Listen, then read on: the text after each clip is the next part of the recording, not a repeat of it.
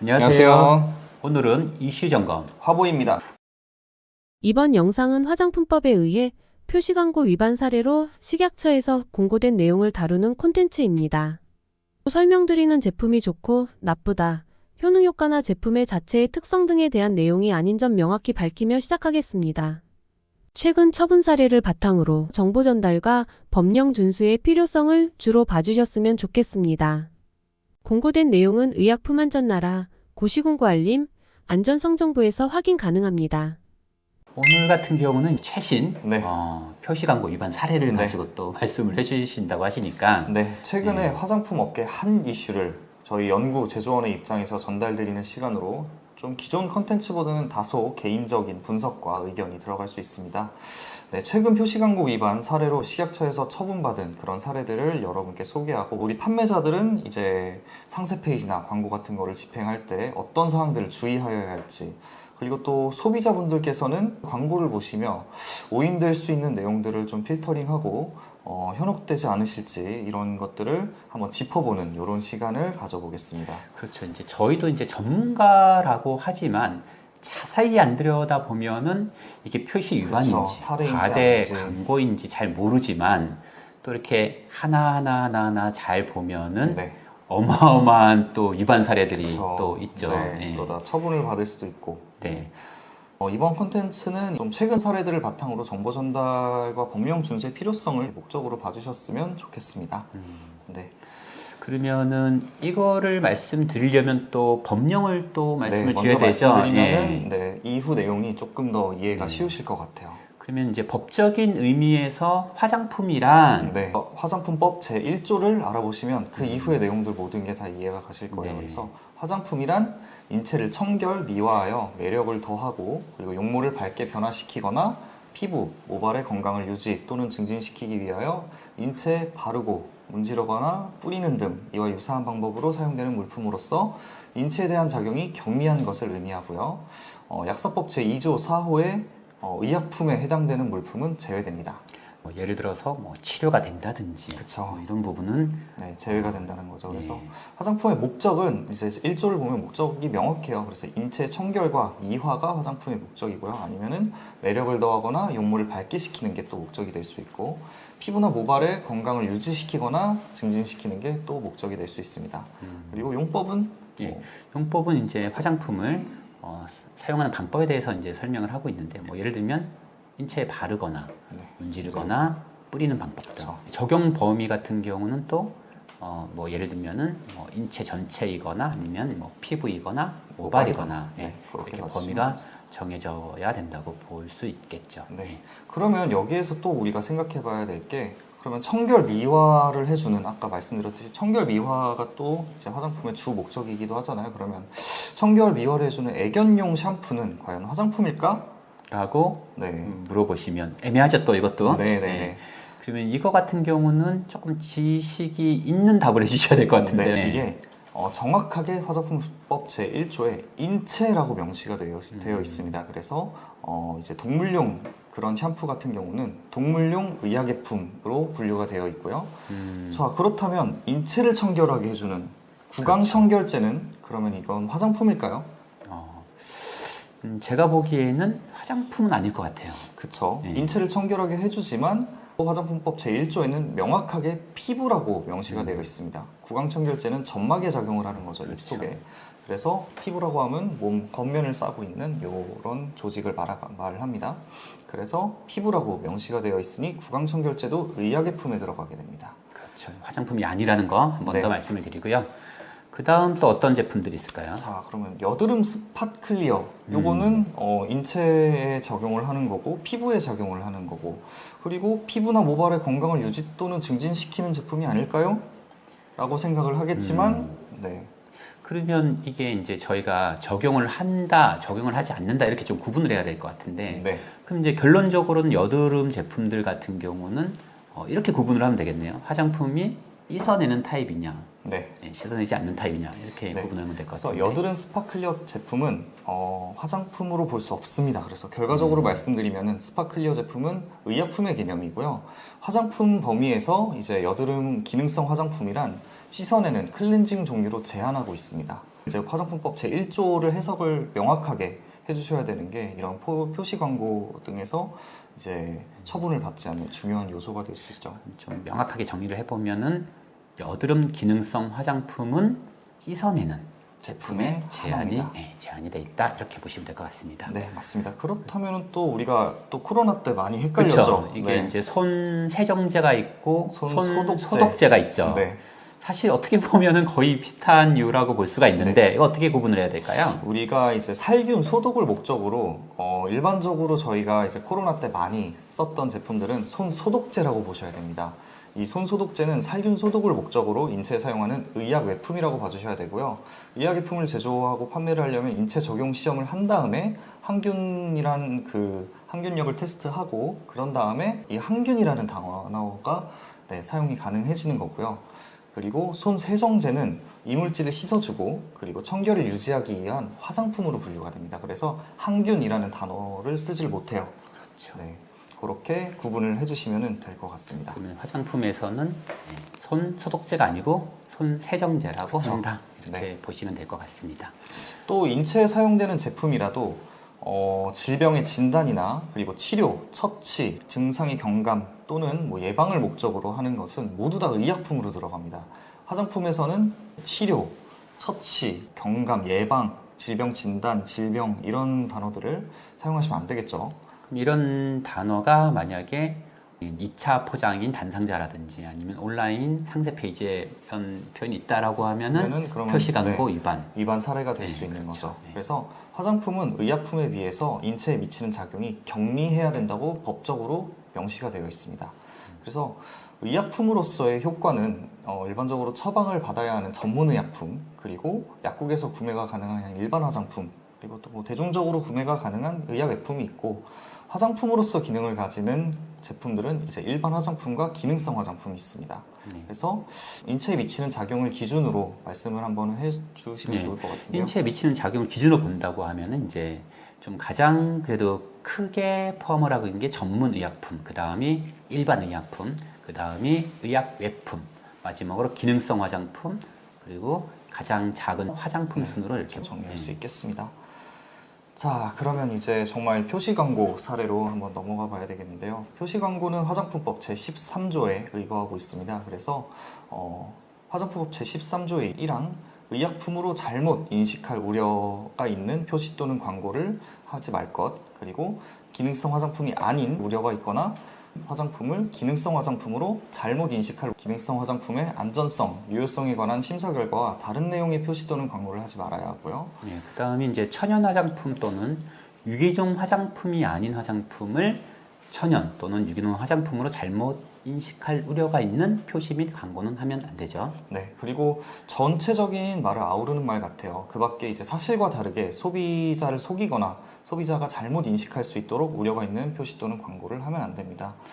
그러면 이렇게 뭐 법조항을 하나하나 얘기하는 것보다 좀 또 요점 정리가 좀 필요하죠. 간단하게 요약하면은 네. 뭐라고 할 수 있을까요? 좀 어렵게 느껴질 수 있었는데 이걸 간단하게 요약하면은 화장품법으로 정해진 범위 외에 소비자가 오인할 만한 광고를 하여서는 안 된다라는 게 핵심인 것 같습니다. 그래서 이에 따라 총량으로 정해진 핵심 세부적인 표시 광고 준수 사항이 있어요.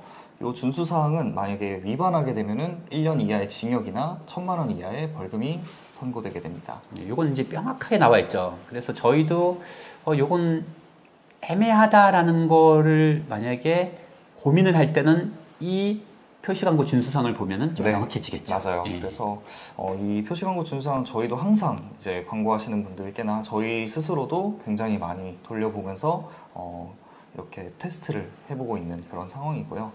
일반적으로 하나하나 좀 예시를 들어가며 설명을 드릴게요. 일단 첫 번째, 의약품으로 잘못 인식할 우려가 있는 내용, 제품의 명칭 및 효능 효과에 대한 광고, 표시 광고를 하지 말아야 한다가 1번입니다. 아주 명확하죠. 뭐 네. 예를 들어가지고 아까 뭐 여드름 같은 기능도 그렇고요.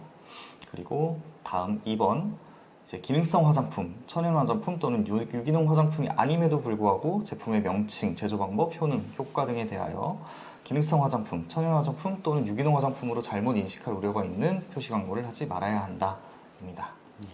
그 다음이 이제 의사분들이 뭔가 이렇게 화장품에 보면 뭐 같이 협력을 했다, 같이 연구를 했다, 뭐 이런 얘기들을 또 쓰면 안 되죠. 그게 그쵸. 또 명확하게 나와 있어요. 맞아요. 네. 그래서 세 번째가 의사, 치과 의사, 한의사, 약사, 의료기관 또는 그 밖의 회사가 이를 지정, 공인, 추천, 지도, 연구, 개발 이렇게 사용하고 있다는 내용이나 이를 암시하는 등의 표시 광고를 하지 말아야 됩니다. 자, 다만 인체 적용 시험 결과가 관련 학회 발표 등을 통하여 공인된 경우에는 그 범위에서 이 문헌을 인용할 수 있고, 이 경우에는 인용한 문헌의 본래 뜻을 정확하게 전달하여야 하고 연구자의 성명 그리고 문헌명과 발표 연원일을 분명하게 밝혀야 됩니다. 또 하나는 이제 외국 제품을 국내 제품으로, 또 국내 제품을 외국 제품으로 잘못 인식을 할 우려가 있는 표시 광고도 하지 말아야 되겠죠. 예. 네. 그리고 또 외국과의 기술 제휴를 하지 않았음에도 불구하고 기술 제휴를 등을 표현하는 그런 표시 광고는 당연히 하지 말아야 하고요. 네. 그리고 이제 과거에 보면 이제 광고에 뭐 이런 기법들을 많이 썼었죠. 뭐 어떤 유명 브랜드를 똑같이 만들어서 하는 그 비교 광고라고 해야 되나요? 그쵸, 이건 좀 자세히 한번 말씀을 주시죠. 네. 이거는 정말 중요한데요. 경쟁 상품과 비교하는 표시 광고는 비교 대상 및 기준을 분명하게 밝히고 객관적으로 확인될 수 있는 예를 들어 수치라던가 이런 사항들만을 표시 광고해야 되고요. 그리고 배타성을 띤 최고, 최상, 절대 악이다 이런 등의 절대적인 표현은 절대 하지 말아야 합니다. 네, 맞습니다. 그리고 이제 사실이 다르거나 부분적으로 사실이라고 하더라도 전체적으로 문맥상 소비자가 잘못 인식할 우려가 있는 그런 표시 광고는 하면 안 되겠죠. 네, 소비자 기만의 우려가 있기 때문에 절대 하면 안 되는 표시 광고고요. 또 하나는 이제 품질, 효능 등에 관하여 객관적으로 확인할 수 없거나 확인되지 않았는데도 불구하고 이를 광고하는 그런 표시 광고를 하면 안 됩니다. 네. 그리고 이제 저속한 언어나 그죠? 혐오감을 주는 또 표현들, 그런 도안들, 그런 사진들 이런 것도 역시 표시 광고를 하면 안 됩니다.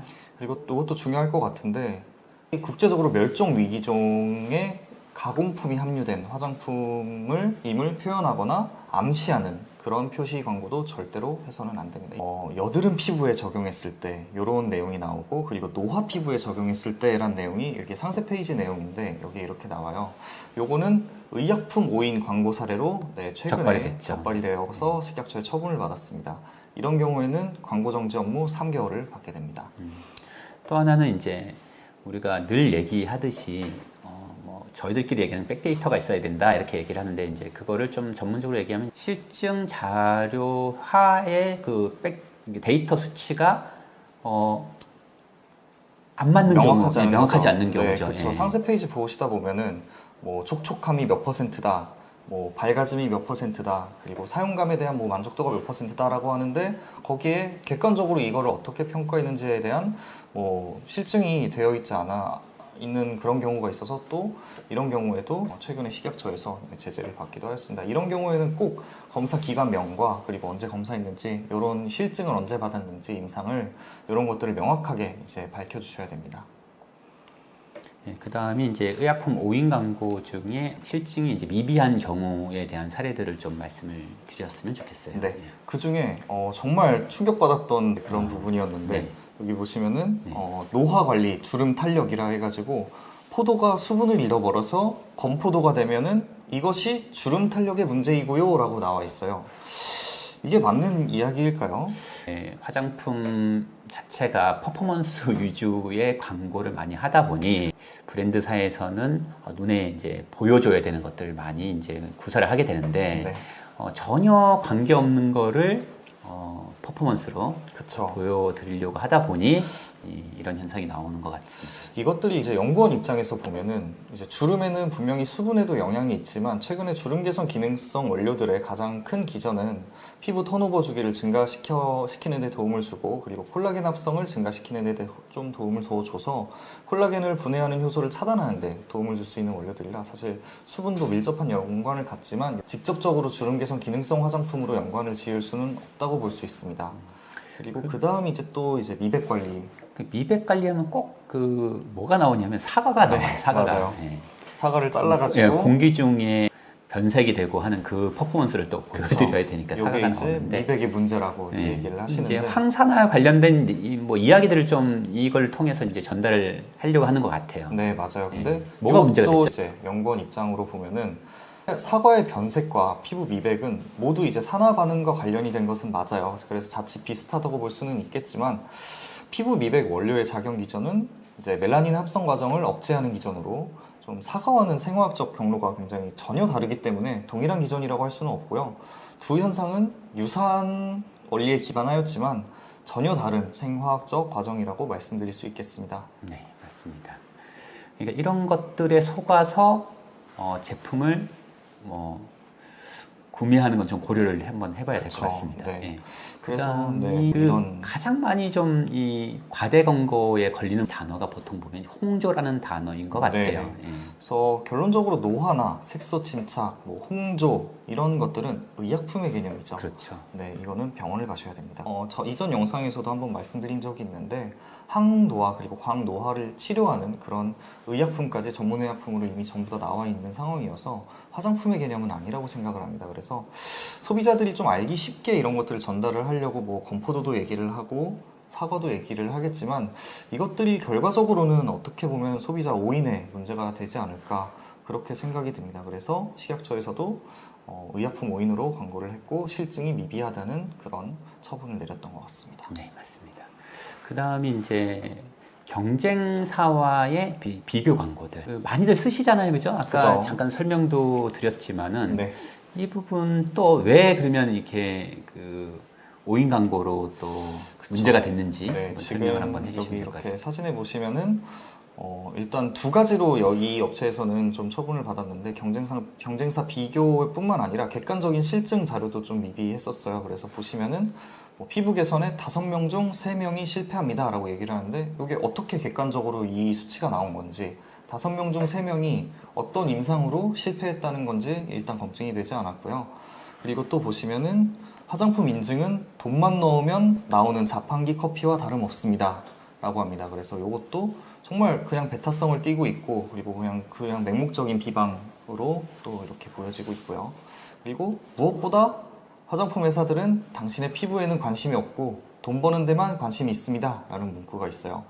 그래서 이것도 마찬가지로 근거 없는 비방과 그리고 배타성을 띠고 있어요. 그래서 정확하게 사실 유무와 관계없이 다른 제품을 비방하거나 그리고 비방한다고 의심이 되는 표시 광고를 하지 말 것이라고 정확하게 명시가 되어 있고요. 비교 대상과 기준을 비교를 할 시에는 분명하게 밝히고 객관적으로 확인될 수 있는 사항만을 표시를 해야 됩니다. 사실은 뭐 더한 그런 사례들이 많이 있는데 그래도 오늘은 잔잔한 것들을 네. 좀 찾아서 말씀을 드린 것 같아요. 네. 더 확 와닿는 뭔가 그런 사례도 혹시 있을까요? 또 이런 마사지 크림 같은데 이런 문구들을 되게 많이 사용하시는데 근육 이완, 부종 이런 부분들도 많이 사용하시는데 이것도 마찬가지로 네, 근육 이완과 부종은 의약품의 개념에서 치료가 되어야 되는 그런 네, 문제입니다. 그래서 화장품에는 사용하실 수 없고요. 그리고 또 다음 사례가 정말 이 사례는 복합 세트예요. 그래서 뭐 기미, 흉터, 다 되는 파명, 거죠. 배농, 여드름, 가려움 뭐 이런 것들이 다 복합적으로 들어있는데 전부 다 의약품으로 오인될 수 있는 광고 사례이므로 주의하셔야 됩니다. 그다음 아토피에 관련된 또 사례들이 있죠. 그것도 좀 설명을 한번 해주시면 좋을 것 같습니다. 네, 아토피 같은 부분은 또 이제 그런 경우들이 되게 많아요. 아기들이 영유아들이 환자이다 보니까 아기들 사진을 띄우고 뭐 이렇게 후기들이 일단 많이 올라와요. 아토피들은. 그 후기들을 보시면 아토피라고 명시를 안 하고 뭐 아땡땡, 아토땡, 뭐 아니면 가려움 땡, 뭐 가려 땡땡 이런 식으로 좀 이렇게 바꿔가지고 사용을 하는 경우도 많으신데 아토피 또한 명확하게 질병이기 때문에 이거는 절대로 화장품에서 사용해서는 안 되는 단어 중에 하나고요. 특히나 아토피는 영유아를 타겟으로 하는 제품이어가지고 안전용기나 영유아용 화장품의 그런 그 법령적인 사항을 준수를 해줘야 됩니다. 특히나 책임 판매업자 같은 경우에는 영유아용 제품을 판매하려면 제품별로 안전성 자료를 보고를 해야 되고요. 그리고 보관도 해야 되고 그리고 제품 및 제조 방법에 대한 설명 자료 그리고 효능 효과의 자료들을 전부 다 구비를 하고 계셔야 돼요. 그래서 특히나 거기에다 또 보존제에 대한 함량까지 전성분에 표기가 돼야 되고, 그리고 안전 용기 또한 포장으로 안전 용기로 포장이 되어야 되기 때문에 아토피에 대한 의약품 오인 광고 사례는 정말 또 위험하다고 볼 수가 있습니다. 그래서 조금 더 처벌이 센 편이기도 해요. 맞습니다. 절대 그 영유아나 네. 어린이용 화장품에는 이런 오인 광고 사례가 없기를 바랍니다. 네. 그 다음이 또 이제 수입품 같은 경우, 네. 예, 기능성에 네. 관련돼 있는 또 이야기를 좀 맞습니다. 해주시면 좋을 것 같은데. 무역 상사 같은 데서 좀 화장품법 위반으로 처벌을 받는 경우가 또 있으세요. 이런 경우들은 어떻게 보시면 좀 억울하실 것 같아요. 잘 모르셨으니까. 근데 수입 물품도 마찬가지로 한국의 화장품법 적용을 받아야 되고, 수입을 하려는 책임 판매업자가 기능성 보고 및 신고 등 식약처 서류 내용을 전부 다 해주셔야 됩니다. 그렇지 않으시면 이렇게 식약처 제재를 받을 수 있습니다. 네. 또 하나가 이제 이건 좀 센 것 같은데 심폐소생이 된다 뭐 이런 피부 심폐소생 이건 저도 이 자료를 보면서 야 이런 정도의 단어를 쓰면 누구나 이게 의약품인 걸로 오인할 수 있겠다. 네, 이거는 그렇죠. 이제 거의 100%인데 네. 그다음 뭐 노화를 복구한다 뭐 이런 네. 얘기들.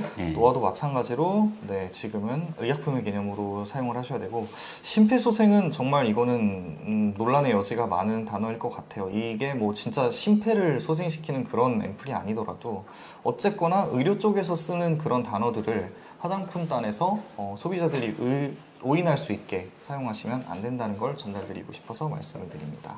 그 다음에 이제 의료인들의 추천 광고 사례. 그리고 또 아까 뭐 설명드렸다시피 의사나 치과 의사 그리고 뭐 약사 이런 의료인들이 추천하는 광고들도 불법이지만, 또 이런 경우들이 공중파 뉴스에도 보도가 되었는데 간혹 그 광고를 하는 의사 자체도 대역 배우라고 하더라고요. 그래서 이거는 또 특히나 주의를 또 요하는 그런 사안 같습니다. 맞습니다. 네.